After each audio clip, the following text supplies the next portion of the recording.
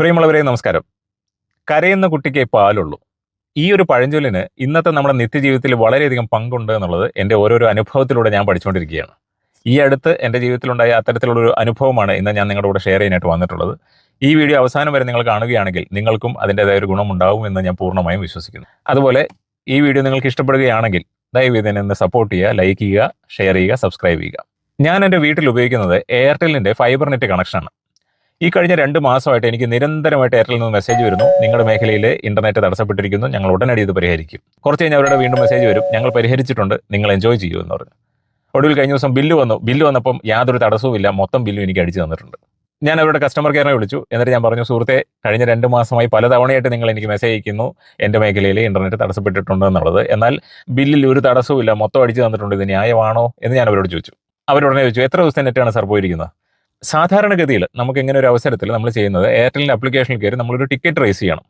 അപ്പോൾ ticket raise ചെയ്തതിന് ശേഷം അവരുടെ ആൾക്കാർ വന്ന് ഇത് ശരിയാക്കുന്ന ആ ഒരു സമയത്തിന് തുല്യമായ ഒരു എമൗണ്ടാണ് ഇവർ നമ്മുടെ ബില്ലിൽ നിന്ന് കുറച്ച് തരിക. പക്ഷേ ഈ അവസരത്തിൽ ഞാൻ അവരോട് പറഞ്ഞു, നോക്കൂ, നിങ്ങൾ പല തവണയായിട്ട് എനിക്ക് മെസ്സേജ് അയച്ചിട്ടുണ്ട്. ഈ ഓരോ തവണയും ഞാൻ ടിക്കറ്റ് റേസ് ചെയ്തിട്ടുണ്ടോ എന്നാണ് നിങ്ങൾ നോക്കുന്നതെങ്കിൽ ഞാൻ അത് ചെയ്തിട്ടില്ല. നിങ്ങളുടെ സിസ്റ്റത്തിൽ നോക്കിയാൽ നിങ്ങൾക്ക് കാണാൻ പറ്റും എനിക്ക് എത്രമാത്രം മെസ്സേജുകൾ അയച്ചിട്ടുണ്ടോ എന്നുള്ളത്. അവർ നോക്കിയിട്ട് പറഞ്ഞു, ശരിയാണ് സാർ, നിങ്ങൾക്ക് ഏറെക്കുറെ 8 ദിവസത്തെ നെറ്റാണ് പോയിരിക്കുന്നതെന്ന് പറഞ്ഞു. സത്യം പറഞ്ഞാൽ ഞാൻ ഞെട്ടി.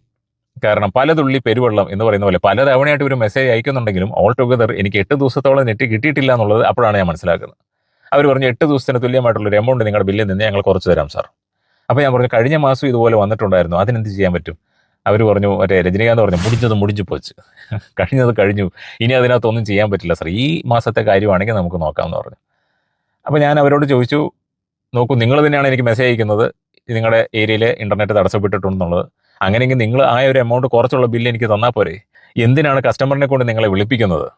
അവർ പറഞ്ഞു, സാർ, ഞങ്ങൾക്ക് ഇത്രയധികം കസ്റ്റമേഴ്സ് ഉള്ളതുകൊണ്ട് ഓരോരുത്തർക്കും എത്ര നേരത്തെ ഇന്റർനെറ്റ് പോയിട്ടുണ്ട് എന്നുള്ളത് നോക്കി അത് അഡ്ജസ്റ്റ് ചെയ്യാന്ന് പറയുന്ന വലിയൊരു പ്രോസസ്സാണ്, അത് നടക്കത്തില്ല സാർ, കസ്റ്റമർ വിളിക്കുവാണെങ്കിൽ നമുക്ക് ചെയ്യാൻ പറ്റും, അല്ലാതെ നമുക്കായിട്ടൊന്നും ചെയ്യാൻ പറ്റില്ലെന്ന് പറഞ്ഞു.